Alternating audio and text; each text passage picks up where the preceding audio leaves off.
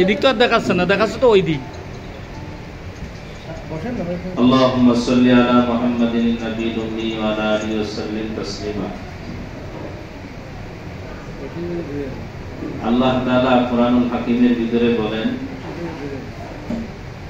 যারা জানে এবং যারা জানে না তারা তো এক হতে পারে না। নবী করিম সাল্লাল্লাহু আলাইহি ওয়াসাল্লাম বলেন, উলামায়ে কিরাম হলো আম্বিয়ায়ে কিরাম, নবী রাসূলদের ওয়ারিস। আজকে আমি উলামা মাশায়েখ আইম্মা পরিষদের ব্যানার থেকে আমি এখানে আমাদের সভাপতি সাহেব আছেন, মুরব্বিয়ে কিরাম আছেন, আমি একটা কথা এখান থেকে বলতে চাই। আসলে ওয়ারিস উলামায়ে কিরাম কিসের? ইলমের ওয়ারিস। আর ইলম যেই জায়গায় লাগে সেই জায়গাটাই উলামায়ে কিরামের দরকার, বিশেষভাবে রাষ্ট্র পরিচালনার ক্ষেত্রে। রাষ্ট্র পরিচালনার ক্ষেত্রে একজন জনপ্রতিনিধির ক্ষেত্রে, একজন চেয়ারম্যান হোক, মেম্বার হোক, এমপি হোক, যেই হোক না কেন, এখানে ওয়ারাসাত কায়েম করবেন উলামায়ে কিরাম।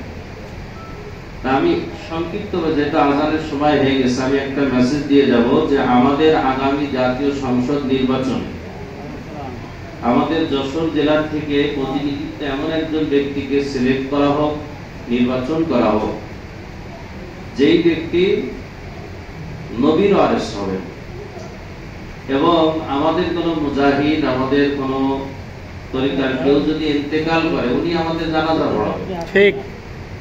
এমন কোন ব্যক্তিকে সিলেক্ট না করা হোক যে ব্যক্তি নিজেই কোরআন তেলাওয়াত জানে না, এই কোরআন হাদিস অনুযায়ী কিভাবে দেশ চালাবে। তারাক্তু ফীকুম আমরাইন লান তাদিল্লু মা তামাসসাকতুম বিহিমা কিতাবাল্লাহি ওয়া সুন্নাতুর রাসূল। এইজন্য আমি অনুরোধ করব, যেহেতু আমাদের ইসলামী আন্দোলন এবং উলামা সবকিছুর মূল উদ্দেশ্য এই রাষ্ট্রটা কোরআন এবং সুন্নাহ অনুযায়ী চলবে। আমরা এমন একজনকে সামনে দেব না যে কোরআন সুন্নাহ কিছুই বোঝে না, সূরা ফাতিহা পড়তে জানে না, কোরআন শরীফ পড়তে জানে না, এরকম কোন লোককে আমরা যেন সামনে না দিই। সেই ক্ষেত্রে আমি প্রস্তাব রেখে গেলাম, আমাদের যশোর জেলা ছাত্র জীবন থেকে এই সংগঠনের সাথে লেগে আছেন যোগ্য প্রার্থী আলহাজ হযরত মাওলানা সোহাইব সাহেবকে আগামী জাতীয় সংসদ নির্বাচনে আমাদের যশোর জেলা থেকে প্রতিনিধিত্ব করার জন্য আমি মুরব্বীদের কাছে আমি দাবি রেখে গেলাম।